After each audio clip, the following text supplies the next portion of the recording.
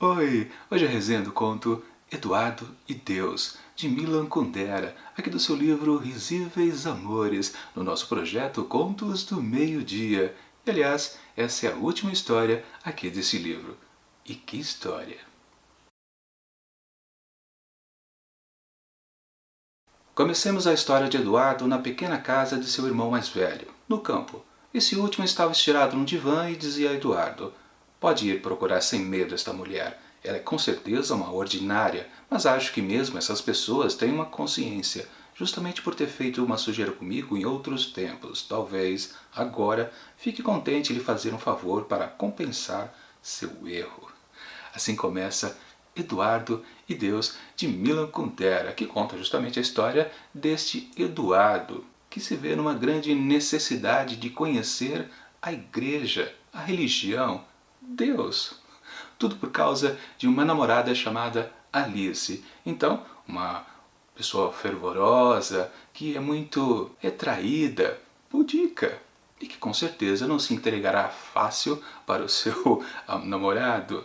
E claro, Eduardo só tem essa única opção. Ele tem que entrar para a religião para ver se ele dá uma volta para poder cercar o coração de Alice. Mas o problema é que ele tem uma pessoa que vai pegar no pé dele. Justamente esta pessoa citada pelo seu irmão, uma tal de Sechakova, uma fervorosa pelo comunismo, que lá em anos passados, justamente no dia da morte de Stalin, ela ficou paralisada com aquele evento histórico e o irmão do Eduardo deu uma pequena sacaneada, né? Tirou sarrinho dela, né? E ela prontamente fez de tudo para prejudicar o irmão mais velho do Eduardo.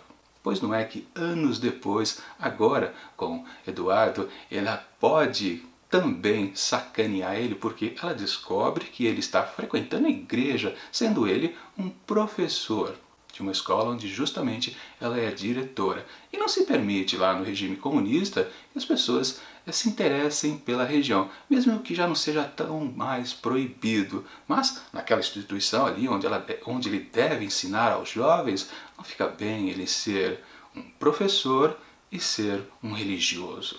Será que Sechakova vai aprontar de novo para essa família? Bom, eu não vou dizer porque senão estraga a experiência de quem ainda pretende ler este conto.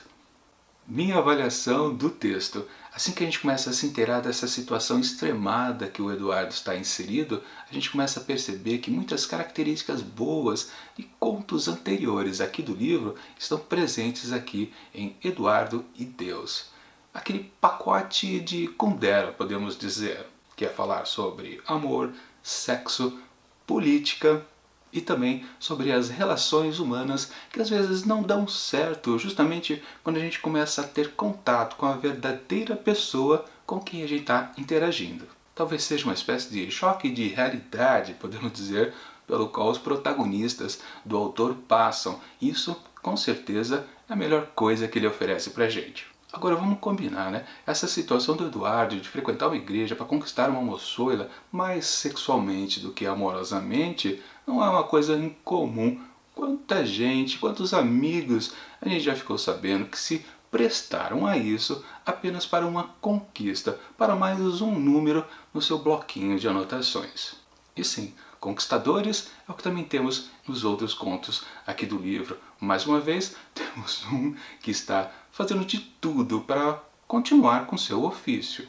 Mesmo que, no caso, Eduardo não se dê a muitas mulheres, mas precisamente só essa namoradinha aqui. De qualquer forma, assim, ele tem um grande interesse sexual por ela e ele percebe que para romper essa barreira que a própria religião cria, ele tem que usar do mesmo recurso, da mesma arma. O curioso é que Eduardo passa a ter cada vez mais conhecimento sobre a religião e isso sem se tornar um carola e começa a questionar a própria fé em Deus da Alice.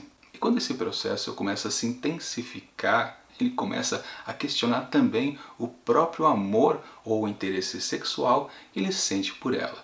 E aí que entra a tal da Sechakova, aquela mulher muito mais velha que já sacaneou o seu irmão e, claro, vai para cima dele com todos os rigores lá do comunismo. E é aí que ele adota uma estratégia.